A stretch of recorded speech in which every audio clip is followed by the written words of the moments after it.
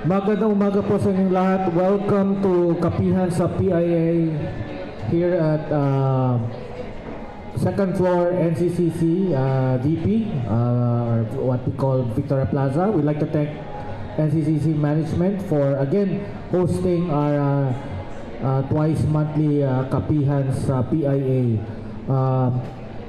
Our Kapihan sa PIA is seen live sa ating Facebook page ng PIA or Philippine Information Agency Davao Region. So dalawang topics po natin ngayong umaga. We have our friends from DSWD, nag-guest sila. I remember we featured them yung last Tuesday sa Kapihan sa Bagong Pilipinas. And now they will be talking about yung 4-piece law, 5th anniversary kick-off celebration dito sa Davao. We are joined by Ma'am Angelina Corda, the Regional Case Management Office of DSWD 11.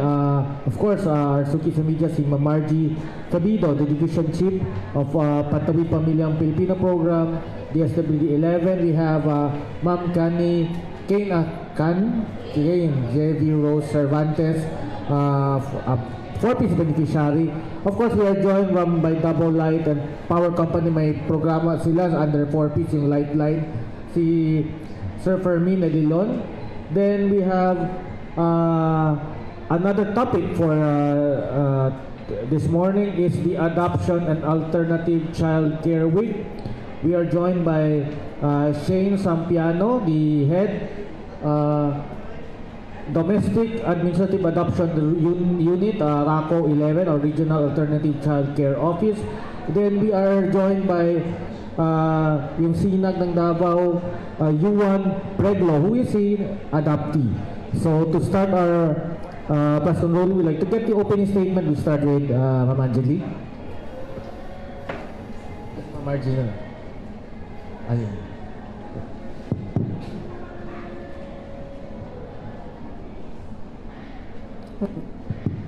Hello, Michael. Hello once again, maayong buntag sa tanan, and to PIA for once again granting us this opportunity to be part of the PIA Kapihan for Pantawid Pamilyang Pilipino Program. Today marks our 5th year anniversary kick-off. So we coined this as Pagpadayon in Davao Region. Pagpadayon means continuously persevering, no? So, this is our call for continuing whole of government approach in achieving program beneficiary self-sufficiency, the 5th year celebration of the 4-piece law enacted as RA 11310.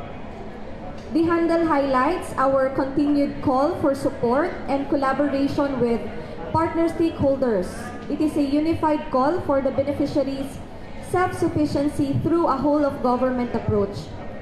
For all of us, no, and I'm sure nga dili naman gyud bag-o ang 4P sa atoa. So just a quick recap lang. So the definition of 4Ps is it is a human development capital that provides conditional cash grants to the eligible 4Ps households, and it is a national poverty reduction program that promotes and invests in health and education of our poor households, particularly among children 0 to 18 years old, pregnant women, and lactating mothers. And of course, 4Ps is no longer new, no, to all of us because we have been implementing for 16 years already in the Philippines. So currently, we are about 288,000 households in Davao Region. To continue, I'd like to ask Ange. Okay. In connection to that, the Pantawid Pamilyang Pilipino Program is also gearing towards the administration of the social welfare and development indicators na tool po nato for our Pantawid beneficiaries. So actually, this tool is being used so that we can identify the areas where the beneficiaries may be needing additional support or intervention. So, ang iyahang gina-focus ani is more on the areas regarding their health, education, and yung kanilang socio-economic status. Then, with this tool then, we can also help determine whether the effectiveness of the program has whether it has been really effective, no, in achieving its goal of poverty reduction and human development. So as of last year, with the SWEDI results, no, we were able to administer 299,341 households. That was for 2023. And out of that number, naatay 84.92% who are under subsistence level.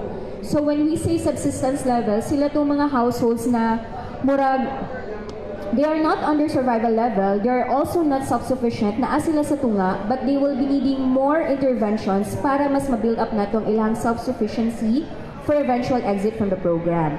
And last year also, we also have 43,049 households who achieved self-sufficiency. Then this year, naatay 11,953 households na na-administer, wherein 49.6% are also self-sufficient na. Kaning 5,929 households, no, sila po yung atuang gina-target na mo-exit na po from the program within this year. So ongoing pa naman po ang SWEDI, so we are still waiting for the results na po of our other households for this year. Then, all in all, for the SWEDI administration, naatay total na 339,813 households na kailangan natong ma-administer within this year. Connection. Okay, then mga itag opening statement to Kay, no? Isa siya ka 4-piece beneficiary. Hello everyone. So I am Kane and I am a former 4-piece beneficiary and should I give my answer? So I came from a very huge family. I have 9 siblings as a matter of fact and second to the youngest po ako.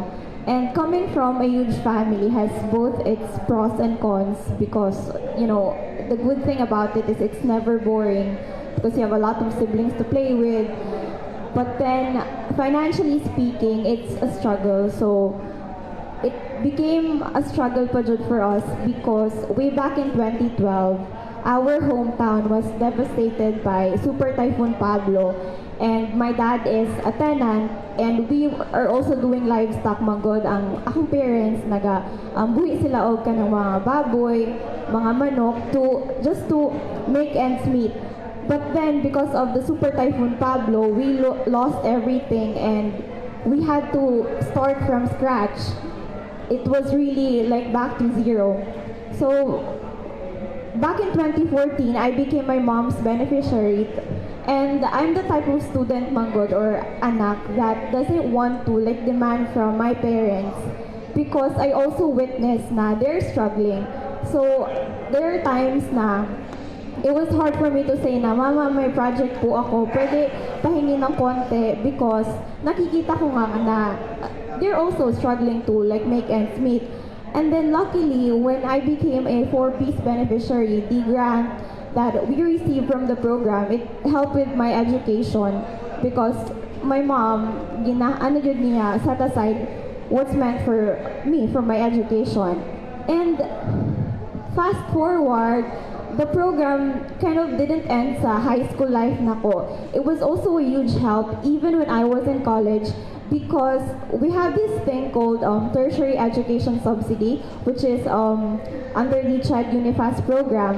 And the priority sa mga TS sa scholarship is yung mga former 4-piece beneficiary na mga bata. And luckily I got in, I was able to avail that scholarship. So I received like a 20K per semester, so that's 40K a year. So it really helped with my education.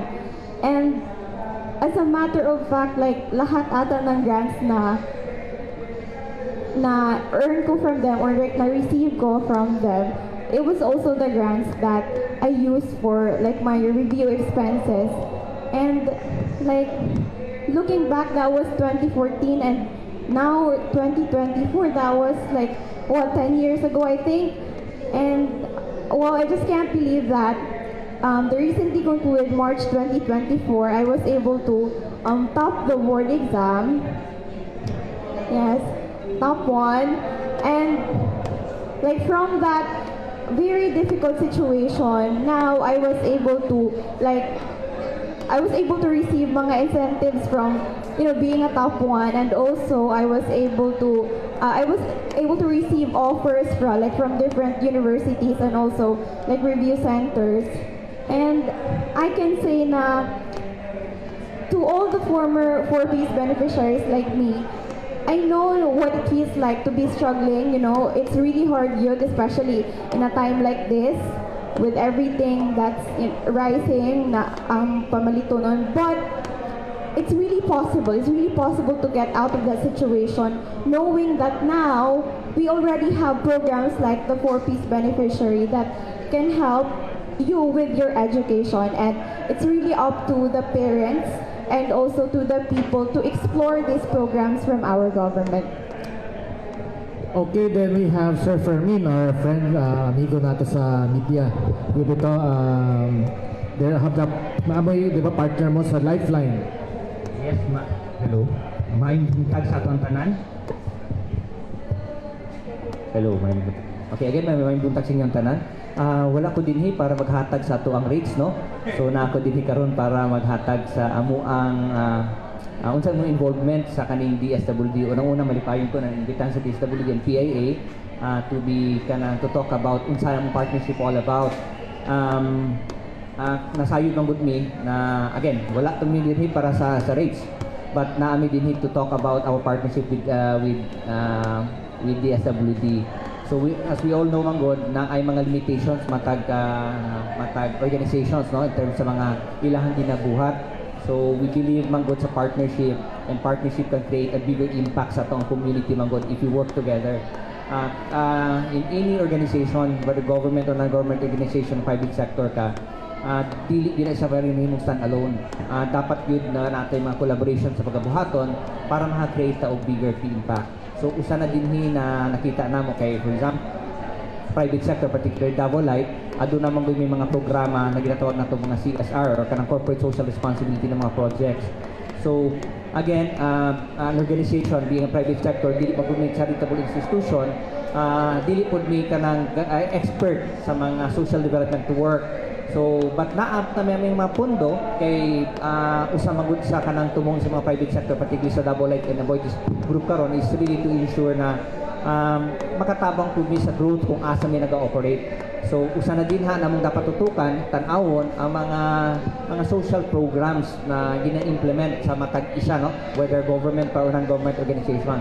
Again, considering na naman tayo organization or government organizations na ga-implement og mga programa para sa mga kaigsuunan na ito nagkalisod, kami po sa private sector, particularly Davao Light, for that matter is that mo align po mi sa katong programa nila.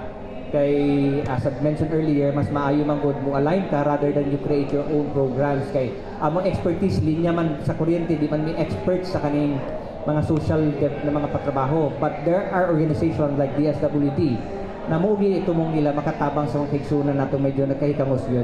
So as I've said, mas maayo na mo align sa mga programa.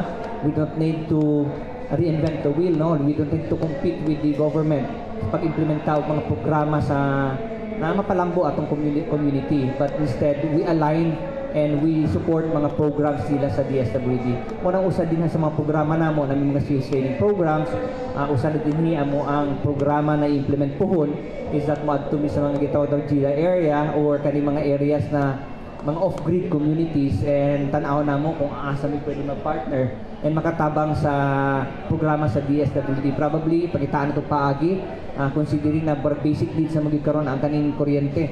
So kinahanglan ba mas ma-practical ba buhatan ng linya o mas practical na buhatan nato og mga solar home system?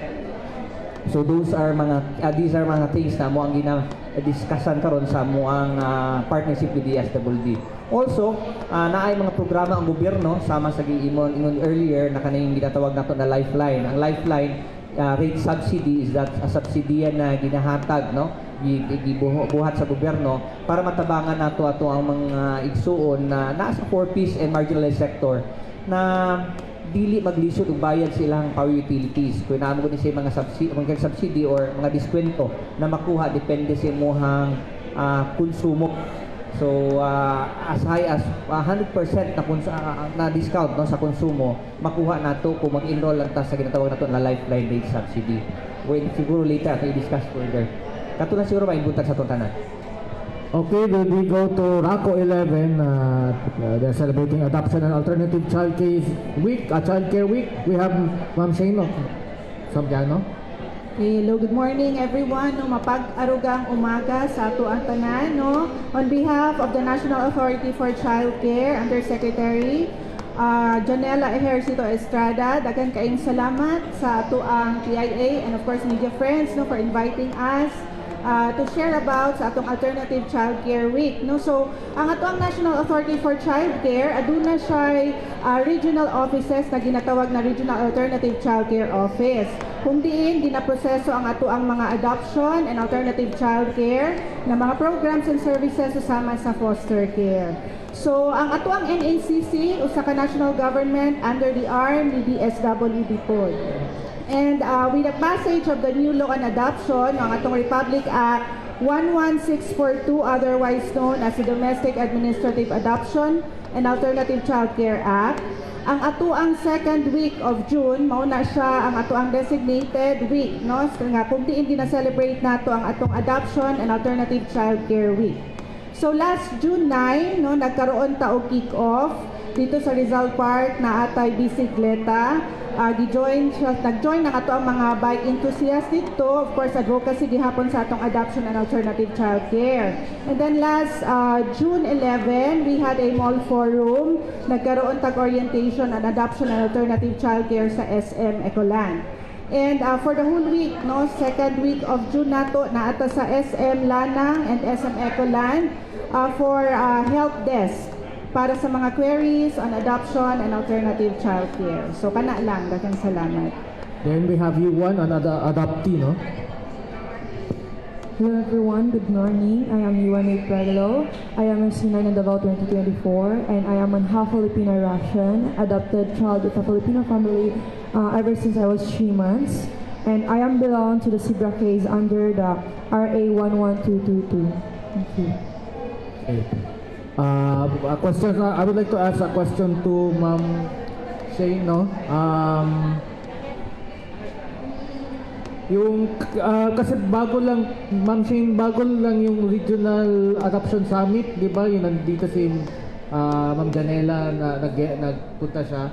Ano yun po yung naging fruits, no, produkto no, after ng summit? Okay, thank you, sir. So, nagkaroon po tayo ng National Congress no, in the first week of June.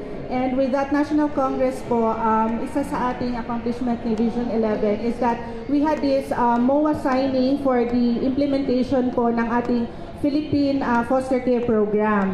Ang ating signatory po ay si MS LGU Magsaysay. Tama yung may gawing ano po yung project niya, parang I heard na may gagawing facility dun sa Magsaysay or parang mag-train parang first ever no na may LGU na partner. Apo, hindi po siya facility, sir, but it is the implementation of the Philippine Foster Care Program wherein initiative po siya ni LGU. They have to identify at least 10 licensed foster parents, no? Yun po yung mga motivated talaga to take good care of a child na non-related sa kanila. So with that po, the LGU together with the NACC RACO will provide subsidies to these children, no, para temporarily pangangalagaan po sila under foster care program. So nasa community-based po siya actually. So. But are you exploring other na LGUs na ganon din? Yes po, we are inviting. In fact, we are visiting po other municipalities no, to encourage them to have this partnership with us, the NACC RACO, and to also adopt the Philippine Foster Care Program po. Ma'am Margie, yung graduated or exited, kasi yun yung ating point, no? Tungtungong sa 4Ps na mag-graduate yung mga beneficiary. Yung rate nun, is it increasing or parang nagkuhan siya yung pace nung pag-graduate nung ating 4Ps? Okay, for our graduating households, these are those households nga naka-reach na sila sa self-sufficiency. This is the highest level of kanang improvement no nga nakita nato sa ilaha using our social welfare and development indicator. In the past year, in 2023, naatay a total of 14,012 na households nga nag-graduate na siya sa program. And karong na year, in 2024, we are targeting a total of 77,000 beneficiaries nga matransition nato sila from subsistence to self-sufficiency.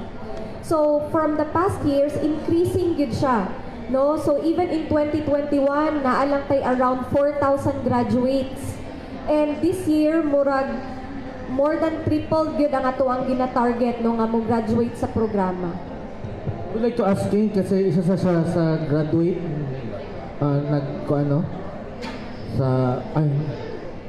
wala pa nagkuhan but yung kay Shane again ano yung impact because you told na as iba para sa nakuhan sa Pablo yung inyong family what in yung yung core na impact or effect ng 4P sa inyong family because you have 9 siblings, no? Yes. As I mentioned, we lost everything to Typhoon Pablo, and at that time, like, it was so hard to start again. So, as in, wala talagang source of income for at that time sila Papa, and yung ano rin kasi po namin, my dad is a farmer, but he's a tenant. Hindi sa amin yung lupa, and so ibig sabihin yung harvest, hindi lahat sa amin. So it was so hard. The 4Ps program impacted our family in a way that, kahit konti, nakaka-survive every month yung mga grants because like sa education, nakakatulong sa amin as well as yung rice allowance and all that. So, like, naka-help po talaga siya to help us survive during that very struggling na period until eventually nung work na yung mga yung mga kapatid ko, yun, pa konti-konti natutulungan na sila mama. So, natulungan po talaga kami na bumangon from scratch nung program. So ikaw ang eldest sa 9? Hindi po ako yung eldest. Ako po yung second to the youngest. Yung youngest po namin ngayon is second year college po.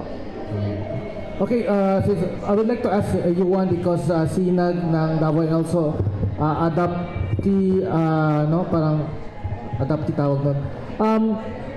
Kwento mo konti and since di ba nagmutya ka and you have usually mutya have advocacies, na-integrate ba yung sa adoption yung mga ganun na issues or sa iyong advocacies as a sumutya?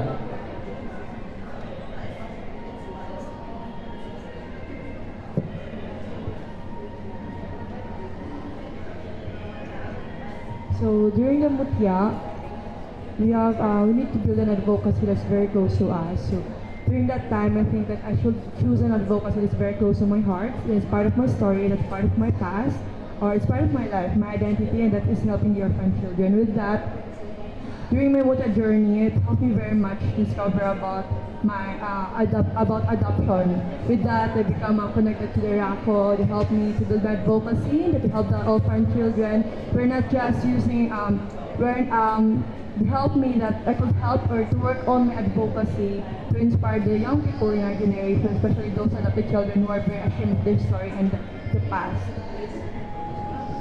Questions from our friends on video? We have, nagbabalik.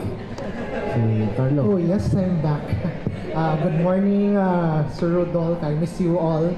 Especially sa tanang guest, good morning. Let's go straight na lang to our Synod ng Davao 2024. Yuan Preglo in terms as an advocate for adopted children. Despite that there are some intimidations that there are a couple of children that we cannot say na dili man tanan, no, but daghang mga na feel down sa ilahang self-esteem. So what can you give message of encouragement to those children who are already adopted, especially to boost their self-confidence in whatever dreams they would achieve. So, thank you for that. Actually, that is the reason why I chose that advocacy, because mostly there's a lot of adopted children that have low self-esteem.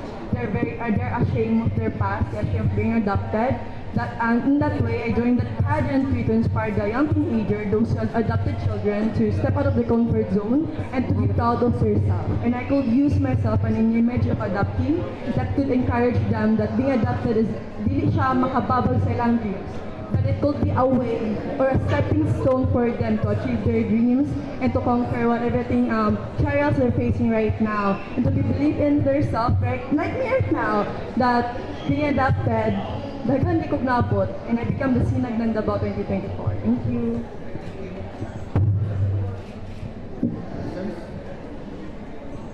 Questions from Good morning, Mama. This is Friends addressed to Mama Sampiano. Ma'am, unsa ang kalahian sa old IRR and new IRR sa adoption?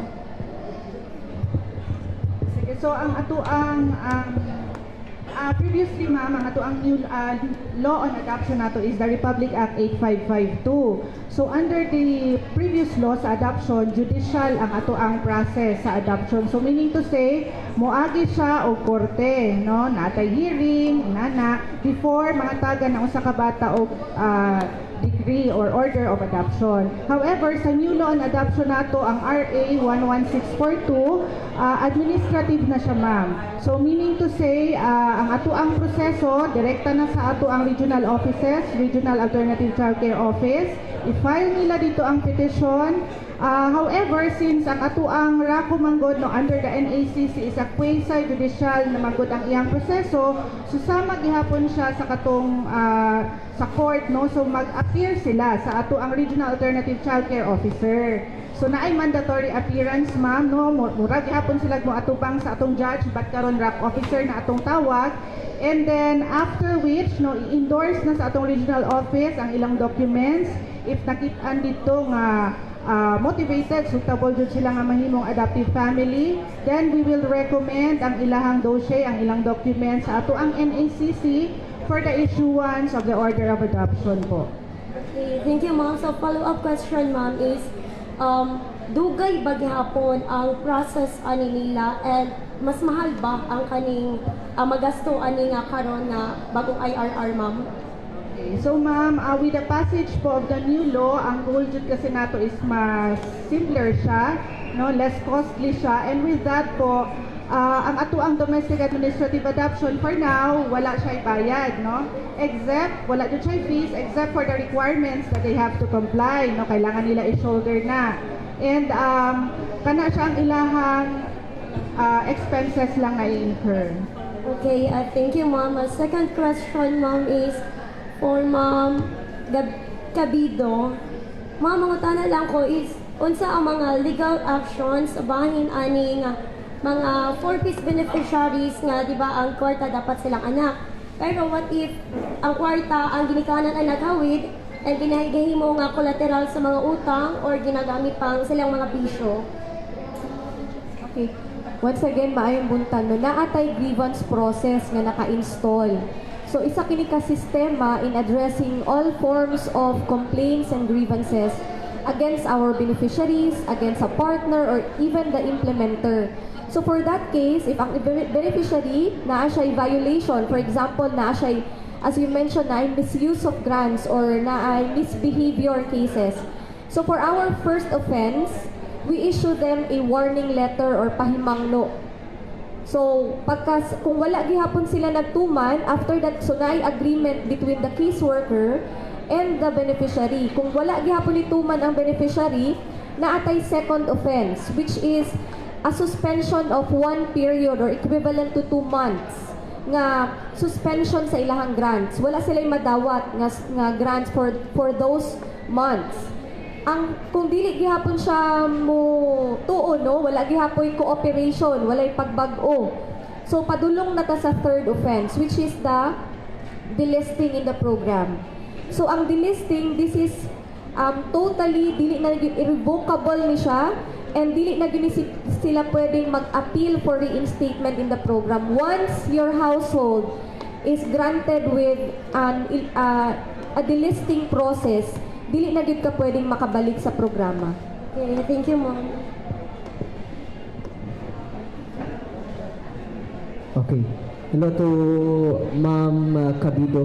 Ma'am, knowing about the delisting, kumusta man ang paglimpyo nato sa list sa particularmente din sa Davao region, ma'am, when it case to sama sa imong naisgutan nga naay mga magpabadlong, naay mga sanctions ila tubangon and irrevocable ang ilahaw, di na sila pwede makabalik pa pohon. Kumusta ang delisting karon, ma'am? Nana by data kung pila na ba ang latest?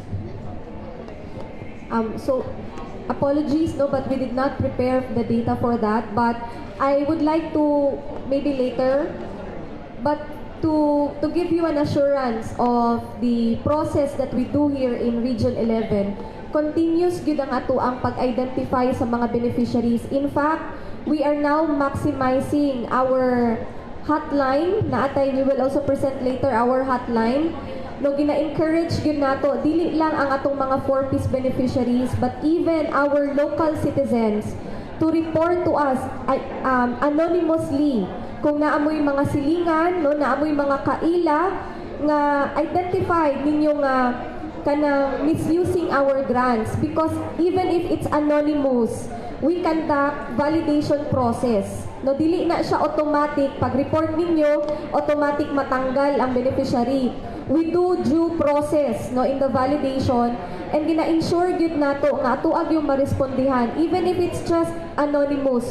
So we encourage our local stakeholders, no, our local citizens to let us know, because even our case managers are our social workers, our municipal links, nga naa ni sila yung mga ginahandle na mga caseloads at the barangay level, but then dili pagyud namo ni makita, no, kasi dili man 24 hours ang atong mga case managers, so wala gyud ta kahibalo kung unsa pa ang pwedeng other activities nila. So we encourage our partners at the community to help us, no, and participate in the process of addressing this concern. Thank you. Hello, good morning to Ma'am Margie or to Ma'am Angie. With regards sa ato paghatag og benefits sa atong 4-piece beneficiaries, we still have many complaints po of kaning quote-unquote makigtunga. How are we dealing with that po? Like especially nga na trending online po nga kaning ang barangay captain makigtunga sa kanang beneficiaries silang madawat nga benefits. Kamusta nga to ang siguro mitigating systems na lang for our beneficiaries para buo nila nga madawat ang ilang benefits po. O updates na lang po sa katong, I think sa previous press con na mention ni RD nga we're planning to file a case ba po? So if you are talking about the case in Matanao, so if katunga sample case, actually naka-file na ta sa ombudsman kagahapon, no, naapas gyud kagahapon ang filing. So it is being handled by our legal office and with our regional director. But on the case of pakigtunga in the 4-piece nga setting, actually, to be honest, wala gyud tayo ana nga complaint karon, because the cash grants is directly downloaded to the cash card of the 4-piece beneficiaries. However, we have concerns, no. I'd like to also add this into the question of katong kaganina, no, nga naatay mga lihok karon on increasing our lobbying with the local government units in passing resolutions and ordinances in addressing the cash card pawning or other misbehavior cases. So we are partnering with the local government units. So naanay mga pipila ka mga local government units nga naanay balaod karon. So ang target sa balaod is katong mga nagapautang, dili tong mga 4-piece beneficiaries, kasi usahay, no, naagyoy mga manipulation. Unya vulnerable kaayo ang atong mga 4-piece beneficiaries nga mutuo sa ilang mga promises Pero wala na di ay, nahikot na di sila sa utang. And part po sa mo ang padayon nga pag-educate sa atong mga beneficiaries nga dili gyud sila no maging dili nila ipataka og pahiram ilahang mga cash cards kay himuon gyud na nga collateral. So, we are now empowering our local governments, the barangay and the city and even the province, no, to have a unified call in addressing the cash card pawning, the incidents of cash card pawning. Kay maski unsaon na mo og remind ang mga beneficiaries kung naay the same lang na kung naay magpautang, naay muutang. So, kung pwede po balihon, kung naay muutang, naay magpautang. But ang ginabutang na mo sa balaod, ang naka-indicate din sa balaod is never yun magpautang kapag 4-piece beneficiary. But of course, open to other people in the community, but not 4-piece beneficiaries because the cash grants are the property of the government. And there is an objective that's intended, kung asa intended ang cash grants. Follow up na lang po, ma'am. You mentioned katong mga nagapon sa ilahang cash cards. Kamusta, ma'am? Nabatay data on that po? Na kuha na to nga kaning mga beneficiaryan ni sila ang nagprinda sa ilang mga cash cards or ano? Actually, we have the data but wala lang na mo na prepare karon, no? Kasi ang differ na mo is focused on some topics lang. Pero naamagod naka-divide magud na siya into 3. We have those issued with warning letter, katong na-suspend na o katong na-delist na gyud. So naalang gyud tay proper management nga ginabuhat in before we decide for delisting sa ato ang mga beneficiaries because ang delisting is critical kay siya nga decision kay imagine ang mama ang nagpautang pero ang maapektuhan ng mga bata. And the grants is intended for the children's education and children's health.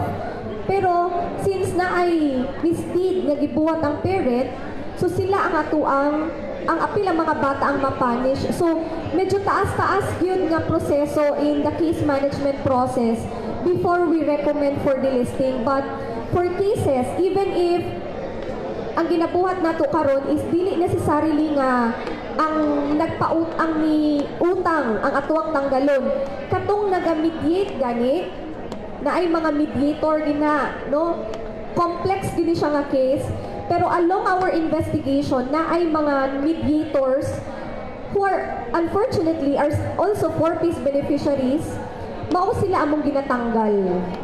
Yes, so we have incidents ngayon ana. Ma'am, with the years po, bana lang na po, nag-increase ba gyapon ang mga nagapon sa ilahang cash cards or are we seeing a decrease po with these mitigating measures in place po? Actually, naami mga na-observe na decreasing ang atoang cases because of the ordinances.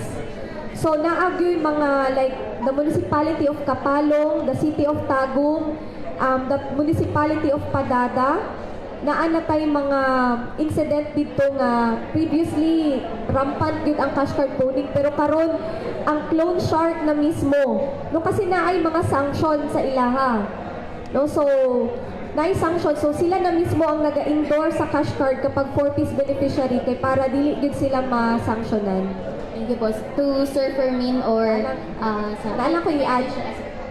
Okay, so naana nun, gihatagan lang po may current data na to regarding sa kato mga suspended or delisted na to na household. So, as of 2024, naana tayo 24 ka-delisted households due to mga offenses po, apil na dito itong cash card pawning.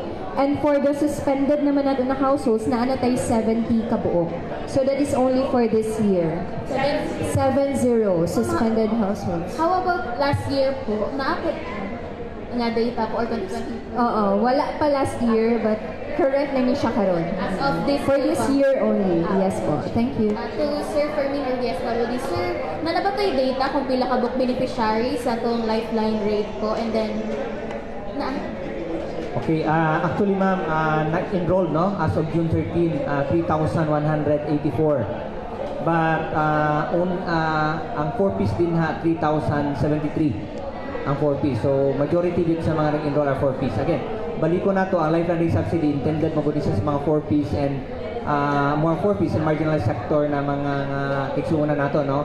But the majority ani sa ilaha mas dali ipa-enroll are those na sa listahan sa DSWD. Probably that's the reason why daghan ang 4Ps than non-4Ps. Sir, kaning na-mention nimo nga kanang naay mga nag-apply nga dili member sa 4Ps.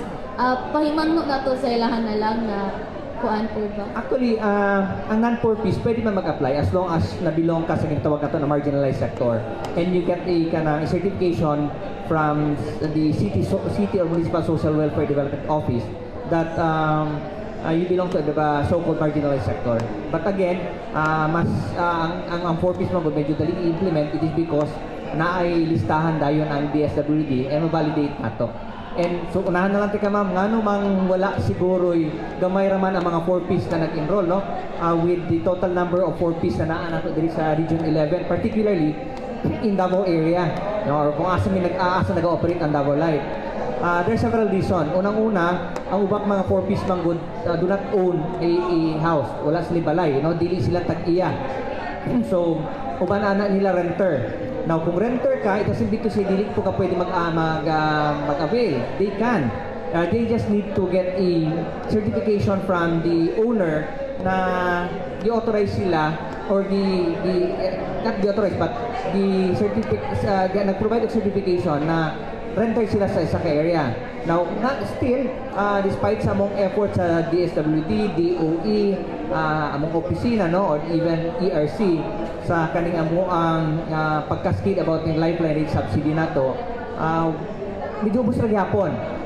And other possible reason could be ang uban ani dili man gud tanan kanaganing namoy cap dapat 200 kWh below lang, uban ani most likely 200 above.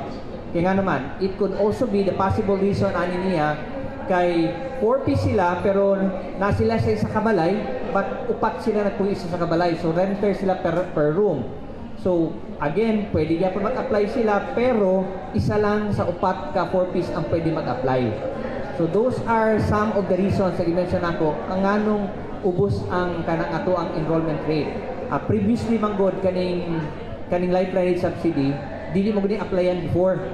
Pero dili magud tanan pwede mag-avail, no? Kaya nakita sa previous guidelines manggod na even those naga-own og kanang condo unit or mga house and lot na gipasagdan lang wala nila gigamit ilang balay, naga-consume less than 100 kWh at 200 kWh na. Kaya naman suga naman ilang ginagamit, no? Or panggabi, in fact wala gani uban ginagamit yun.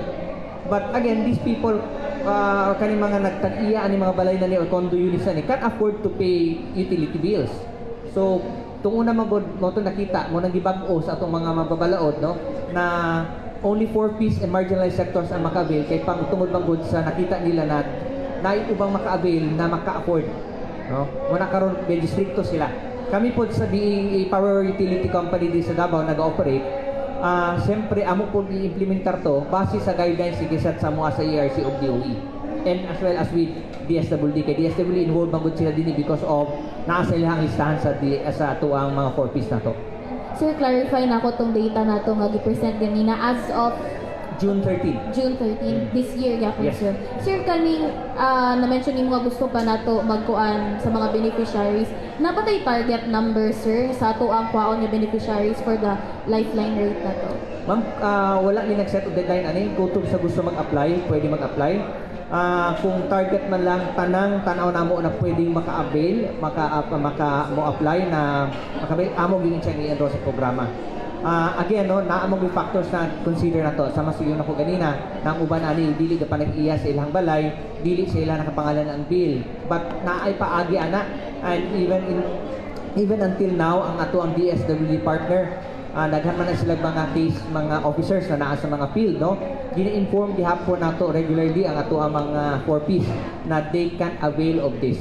Ang uban pod, mayon ko sa inyo may mga nakita na you're familiar with flying connection, no? Mura ganit ang balay nani mo ni tag-iya, mo ni ang amo ang renter, amo ni amo ang customer, pero nagpalupad mo yung flying connection, nagpalupad ug extend ito. So daghan po mga cases na if dili kita mo ma-enroll, kay again, flying connection, those are illegal, but again, considering for humanitarian reason, no, usahay po, hindi na po namo masakpan, dili na lang po namo na sila hilabtan, definitely dili na sila maka-enroll. No, kanang mga nangabit or nag-flying connection yung natawag nato. Last na lang din, sir. Siguro refresher na lang to our gusto na mag-apply on how to avail of the Lifeline Relief Course. Simple lang, ma'am. Na ating mga forms, available na sa mga DSWD, mga case officers nato sa mga barangay, or even magbisita sa mga opisina, kuha na ng form. I-submit lang na siya, either sa DSWD or sa mga opisina, together with valid ID, government-issued valid ID. Kung 4-piece ni siya, and kaning proof of billing, o kung proof of billing means kana ilahang bill gikan sa mua. Now karon uso na magud ang walay bill, no, kay naaman may mga e-bill text or kani mga mobile AP na electronic na mga bill. Kami na mangita sa ilaha kung wala i-proof of billing, basta lang naala ipakita sa mua na kana gani indicate lang nila ang ilahang account ID, kami na mangita. O as well as kung garenta sila, certification coming from the owner na renter sila. Now, kung non-4-piece, duwagan lang itong isa ka requirement. And dili sa DSWD na i-submit. Kung non-4-piece, kanang ginatawag ito marginalized sector. Dito tamo duol sa ato ang City or Municipal Social Welfare Development Office. Naami, unsang franchise areas Davao City, pwede ka mo duol sa CSWDO, Panabo City na CSWDO, pwede po. Or mga Municipal Social Welfare Officer sa municipalities of Carmen, Duhali, and Santo Tomas, pwede po sila din ha. Then, kung sa requirements, same hapon. Form, pila pa ng form, submit of ID, proof of billing, and naalay dungag na isa. Kaning certification coming from the city or social welfare development office na nabilong sila sa ginatawag nato na marginalized sector. Kato lang. Good morning. Kay Miss Ma'am Cabido. Ma'am, nabatay nakuha na rason or sa inyong monitoring kung usa ang common reasons nga nung ginapon sa mga beneficiaries ang kailahang cash cards? Yes, ma'am, no. One of the reasons is kanang naay emergency, family emergency. Ang common reasons na inganyo sa uban ilang mga kauban, no. Ang third reasons mostly kanang since na ay nagatuyok, no, nga mga nagapautang, sila mismo ang naga-encourage atong mga beneficiaries. And other could be naagyoy kanang gustong, na ay gusto na kailangan paliton, no, nga family nga while waiting for the grants perhaps or while waiting dito sa ilahang kanang income sa family, kailangan nila sang temporarily i-phone ang ilahang cards. Thank you. Kay Sir Corbin, sir, lahi ni siya na topic, sir, ha? Sir, pwede na ba nato ma-divulge ang kung pila ang increase ato ang power rate? Ma'am, siguro unyang hapon na mo may balaan. Most likely you will be, you can check our website later sa amo ang sa to ang tawagan ni bagong rates, no. If not Monday good. Ako na abay increase asama siguro na ko last time sa ato ang mga press conferences, most likely because of the impact sa El Nino. Secretary June, most likely May and June naagyon na siya increase, but as I said, kung pila di pa mi kahatag karon. But again, i-check lang nato later, no? But we can provide you information most likely either Saturday and Monday na gyud. Sir, ang atong reason is due to the impact of El Nino, right? Yes, ma'am. Wala naman tayo, nagaula naman ta karon, sir. Kanang siya mag-take effect, most likely makita ng impact sa kanang ulan, most likely next month po. Kaya kanimang good siya, tanaw na to ang rate na to karong ulana, usually karong bulana, ang ato amang gung pagpalit na previous month pa na nakuan ba. Kato mga previous days nato gipalit na siya. So that was El Nino pagya. Okay. So there is a possibility, sir, na mag-increase but maybe as of one, hindi pa may kahatag sa exact amount. But again, as I've said last time, there's a possibility na naagyapon, but as to the how much, dili pa may kahatag. Ako ko na unta dili. Kaya dili pa mo makahatag dayon unless ma-compute tanan ang palit nato ng mga kuryente gikan sa mga suppliers nato. Pero karong nag-start ang ulan, sir, unsa may impact ani sir sa to ang mga sa supply sa kuryente, sir? So far, sa power supply, magod, we don't need to have a problem. It's not really a problem ang power supply, no? Because we have enough supply diri sa Mindanao. Hindi kayo problema. Okay, sir. Thank you. Alright. Follow up lang sa power rate kay Sir Idilon po.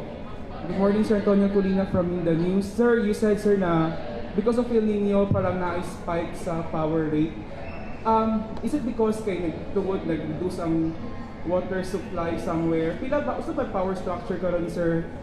Pila ka percent sa power structure from water? Ano siya significantly naka-apekto sa demand or supply sa local consumption for electricity din sa Davao, sir? Sir, siguro I would request na lang siguro no na siguro if you can invite me probably Wednesday na press conference and I can talk about it kay medyo dako mo guna sa discussion tapos wala pa mo tayo details karon, but definitely as mentioned sa mga iba previous na mga press conferences, wala problema sa supply, but ang problema is that ang generating capacity sa to ang mga hydro renewable sources medyo nag-ubos because of the El Nino. Siguro, sir, I can discuss, I get my number later and we can talk about it siguro offline. Okay lang? Okay. Pero pwede pa yung ma-discuss, sir. Kahit estimate lang po, sa inyong power structure, sa inyong ginapalit na kuryente, pila ka percent na ang hydro? As I've said, sir, let's focus siguro, focus on the topic sa ato ang pantaron. If okay lang sa inyo, no? Because this is a topic mo discuss na mostly there's something to do with ato ang 4-piece no na anniversary. So unya na lang sa dulang tika, no? After this press con. TV. Sir Fermin, good morning, sir. Regarding sa Lifeline Rate Subsidy Program, so what will happen, sir, if the beneficiaries' electric consumption, di ba natay prescribed limit, sir?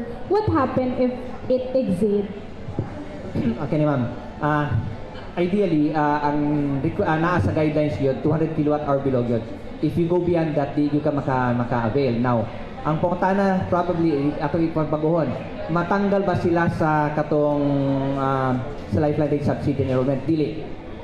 Basta, even if mo go beyond ka, you can still apply. No? Don't strictly kung implement na to ang guide, sila ka-apply, they go beyond 200 kWh. But, namin pa nagsabot with DSWD, kay dili magyugtanan panahon, 200 ilahang ilahang rate, ilahang konsumo, no? Kay pares karon, di man ta pares sa konsumo, dahil panahon na musaka, may panahon na muubos. Depende sa paggamit sa tuwang mga appliances. Now, ang amuang agreement even with DOE and DRC is that all 4-piece or non-4-piece na katong nasa marginal sector can enroll even if they go beyond 200, but sayod mo gunta, posible guna siya muubos at certain point. So, enroll na mo sila pero only katong subsidy or diskwento mag-apply lang kung below sila 200 kWh. Pag go beyond sila, wala sila yung subsidy, but the following month muubos sila, then maka-avail na po sila sa discount. Pero na timeline, sir, kung until... So far, ma'am, wala may giset ang timeline ang ato ang magbabalaod o ang katong ato ang balaod, no? Nahantod kanus alang sila. But definitely natay reset lang po posible ani na pagabuhaton because sama sa gimo ni Ma'am Marge kanina, naamang ko yung nangutana po kanina, it has something to do with those mag-graduate sa 4-piece na mga programa. Definitely kung mag-graduate ka sa 4-piece, matanggal po ka dito sa listahan sa NAMO, no? Amo lang po na siyang i-sync ang mga palisiya, mga guidelines o mga processes with DSWD karon. Pero dili siya mabalhin sa non-4-piece, sir.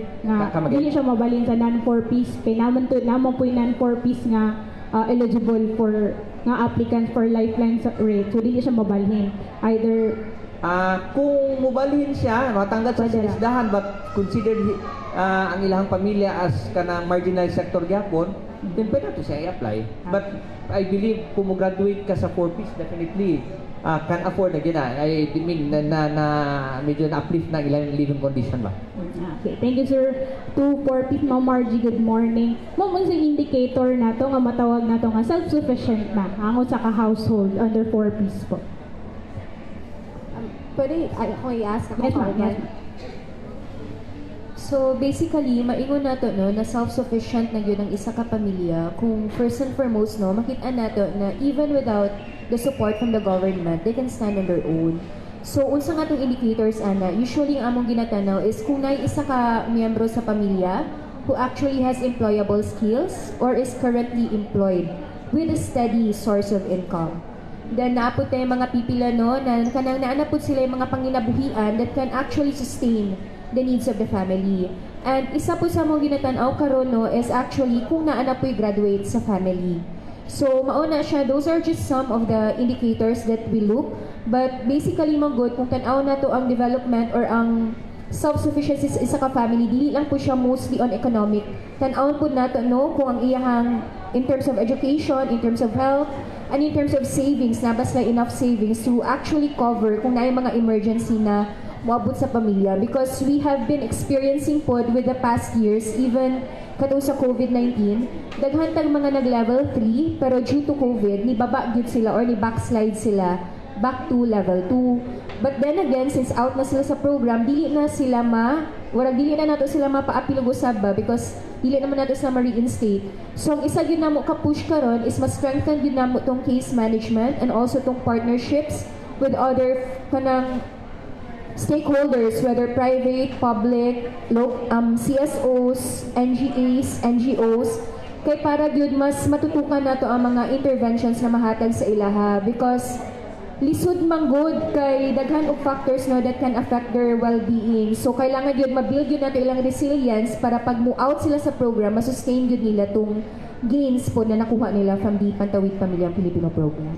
Okay.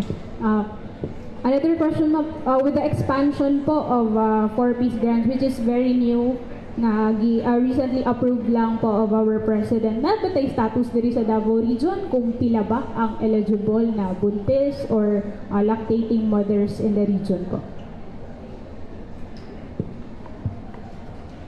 Regarding the expansion, so ang gina-cover nato diri is only the active 4Ps beneficiaries. So we are not, the expansion is not an invitation to the other pregnant women. So this is only applicable to the current active households. So for in Davao Region, naatay mga gina-monitor karon currently na around 1,200 ka mga pregnant women. So unsa man ang maging cover ani, ang scope will be actually, until now, no, we are ongoing gihapon ang discussion with NEDA and the SDC regarding the amount, the specific amount of na idagdag dito sa ilahang health grant. But definitely, ang gina-work out nato karon is unsaon nato nga to encourage our pregnant women no nga automatically mahimo silang part sa to ang F1KD or the 100,000 days nga program to ensure that the child ma-decrease nato ang child mortality. Thank you, ma'am. Sa 4Ps beneficiary lang taga asa ta, Ma'am Ken? Katiel po, Katiel, Davao Oriental. Davao Oriental. And unsa ni status nimo karon, ma'am? Asa ka employed? For the meantime po, I'm still weighing my options because I was given offers from the review center as well as from my university.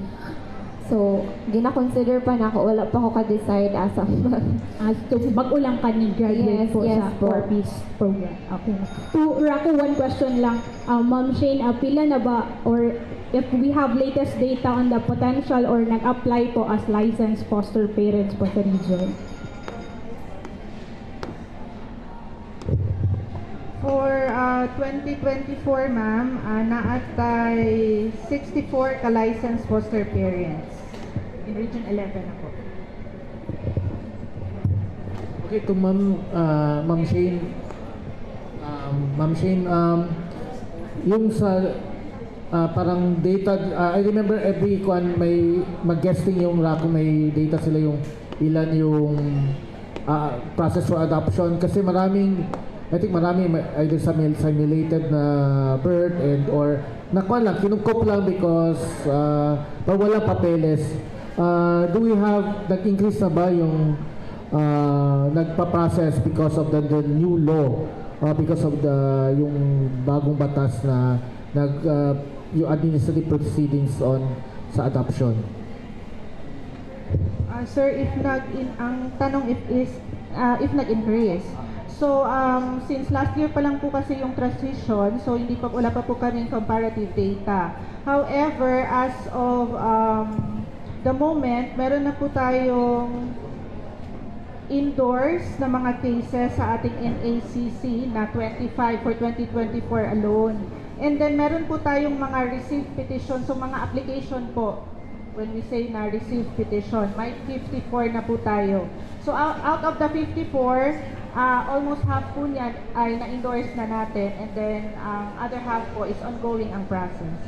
So mas madali na lang, expedited siya na compared sa dati? And Yes po. Since ngayon po, after the endorsement ng ating document sa NACC, all we have to do is wait, no, for the 6 to 9 waiting period, 6 to 9 months na waiting period for the NACC to issue the order of adoption po. Okay. To Yuan, I remember may isang case dito na para sa Cebu ba yun, na para nag-suicide yung bata because kantsawan siya na ampon ka lang, ganyan. Yung stigma ba because you're adoptee, may malakas ba yung stigma sa inyo as an adoptee, as a child? And I remember parang yun yung part ng iyong advocacy na ano yung message mo sa mga katulad ng kabataan na adoptee na yung hindi sila maging parang victim sa mga parang bullying or other forms of discrimination? Actually, when I was in my grade school, naka-experience siya po bullying. Ginabully po like, adopted lang ka. Mostly, they make fun, like, napunit lagi din sa basurahan. So, with that, for me, dako siya ang effect. Like, maka-downgrade yun siya, makabaw siya yung self-esteem.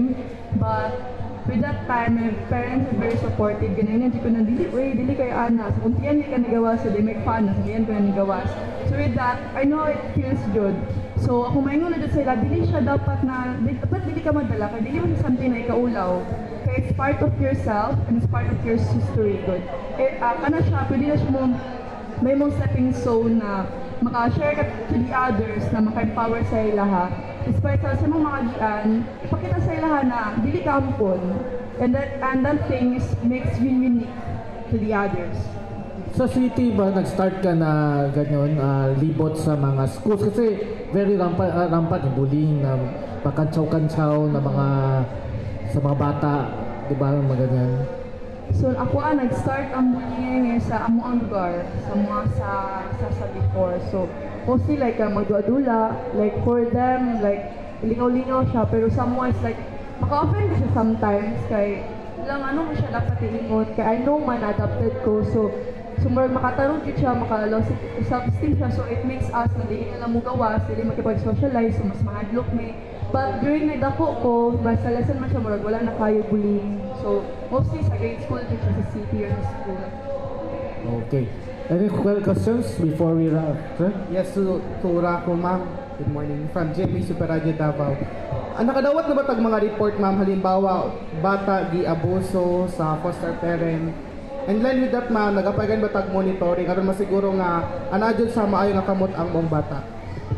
Okay, thank you, sir. No, so fortunately sa karon, no, wala man pud ta nakadawat og mga reports no coming from the foster children, no, nga naga-complain about abuse, because our social workers, no, conduct this monitoring visits sa ato ang mga foster home. So regularly naga-check jud sila because ginatanaw po nato ang ilang health nga aspeto, kamusta ba nag-increase ba ilang weight, no, nagsakit ba sila during that month, na-provide ba nato ang ilang mga pangikahanglan.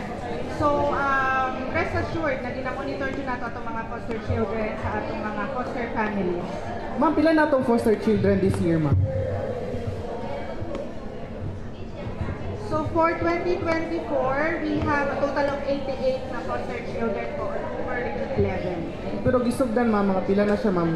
Ang maong implementasyon ma'am, pila na ang foster children. Foster care po kasi, foster care program, nag-start na siya sa DSWD.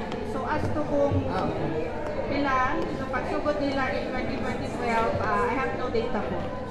Thank you ma'am. Yes na lang po. Sa Raco, Ma'am Shane, last May 8 nagkaroon ng katong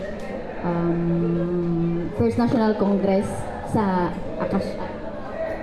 And then, isa lang sa Davao Region, which is ang Magsaysay, Davao del Sur, ang nag-sign with MOA with NACSI. And unsa na po update ani ma'am? Pila na ka local government units ang nag-sign ng MOA?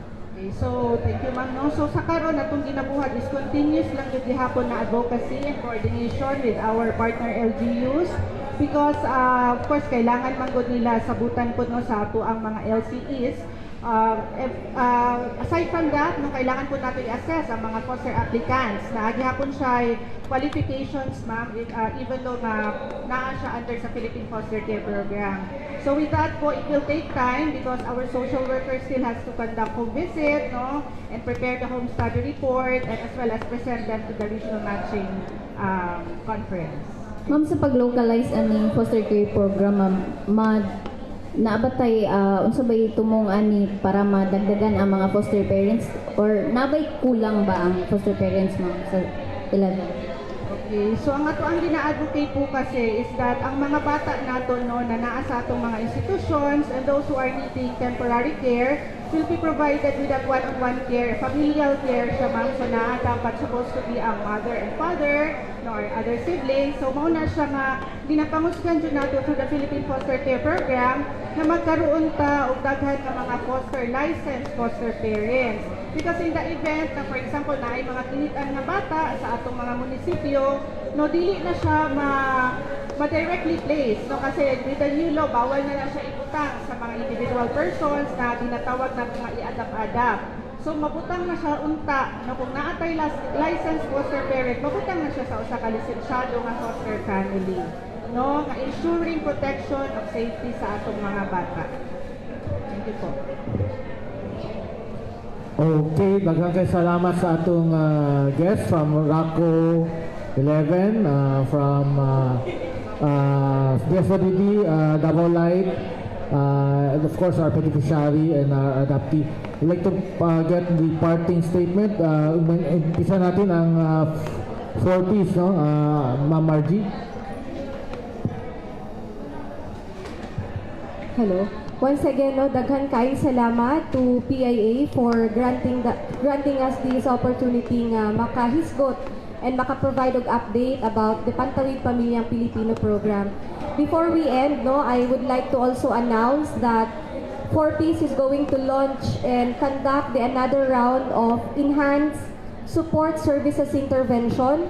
This is an additional modality to provide self-sufficiency to provide the self-sufficiency effort no nga matagaan gyud og higayon ng atong mga beneficiaries to directly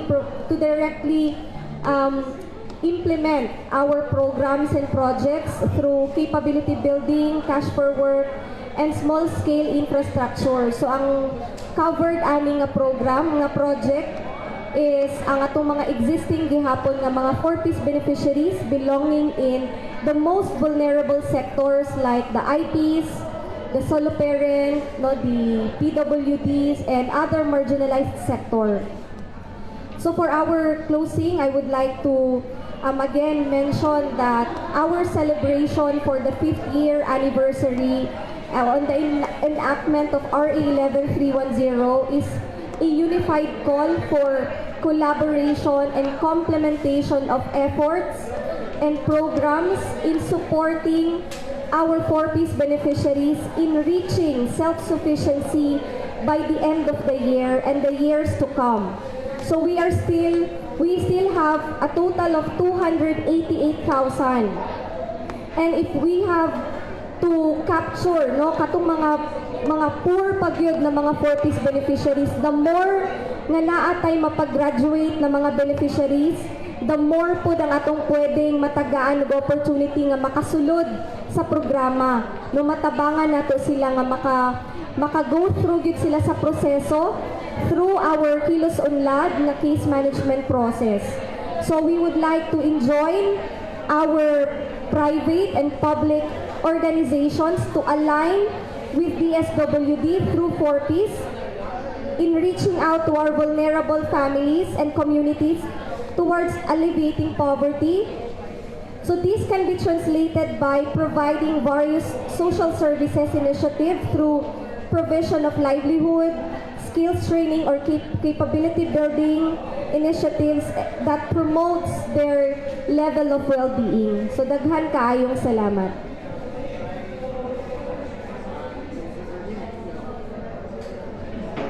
So katulad amo naman siguro gyapon ni ahawag no katong mga 4Ps nagapaminaw sa tuwa na visit ang ilahang or duulan ang ilahang mga DSWD case officer kung in case na wala pa sila nakapa-enroll sa mga sa gitawag nato la lifeline rate subsidy.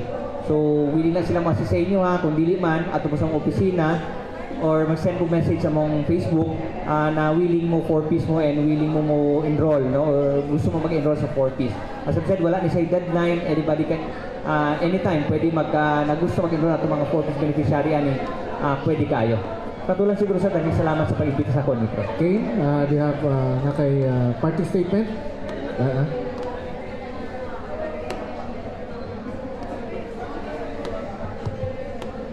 So, to everyone watching now and sa lahat po ng mga former 4Ps beneficiaries na tulad ko, I know what it feels like to be in a very difficult situation, and sometimes you can say that diri ara bagid taman, diri alam bagid hantod, diri alam bagid kuhutob. But and as much as possible, I really am not one to like glorify poverty because people are saying na it's not a hindrance to succeed, but I really believe it is, and it will make things so hard for you. But with programs like 4Ps, it is possible to get out of your situation. Laban lang. Okay, thank you. And In addition, ano na lang po, if ever na ay mga issues, concerns, or pangutana regarding sa programa or na ay mga gustong isumbong, natay ka ng ato ang regional hotline numbers that anyone can actually contact. So, for TNT or Smart, natay number na 0912-278-7778. Then, for TM or Globe subscribers, natay 0905-593-0558. So kanina mga hotlines na it's actually really open to all. So pwede lang dito sila mag-text anonymously and we will really address or respond to these concerns or matters. okay, then we go to RACO 11. Again, re-promote natin yung ating activities for this week. Sir, no, so for this week, ang napili na lang dyan nato na activity ato ang help desk no, nga naa sa SM Lanang and SM Ecoland. So naatoy mga help desk dito, adoption and alternative childcare queries, no, pwede nato nga i-add to dito sa ato ang mga social workers nga nagpaabot jud sa inyong mga clarifications. And also, no, aduna kitay in-person na orientation for adoption and foster care every third week no of the month naata sa DSWD Field Office 11 matag alauna sa hapon, so in person na siya. We also have this virtual na orientation every last Friday of the month. So pwede na po ta mo follow no sa ato ang Facebook page no sa Regional Alternative Childcare Office 11 for more details, and naaputay RACO na hotline number 0909-698-0467.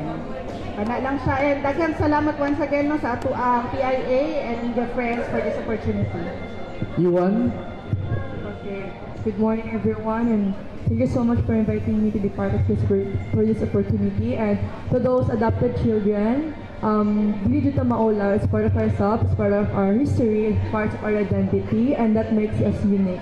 And our history, our story of being adopted is something na pwede na to siya maka-inspire sa others, and mo pa na siya makatabang sa ato ma-achieve ato ang dreams. Thank you.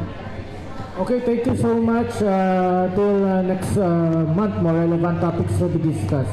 Thank you.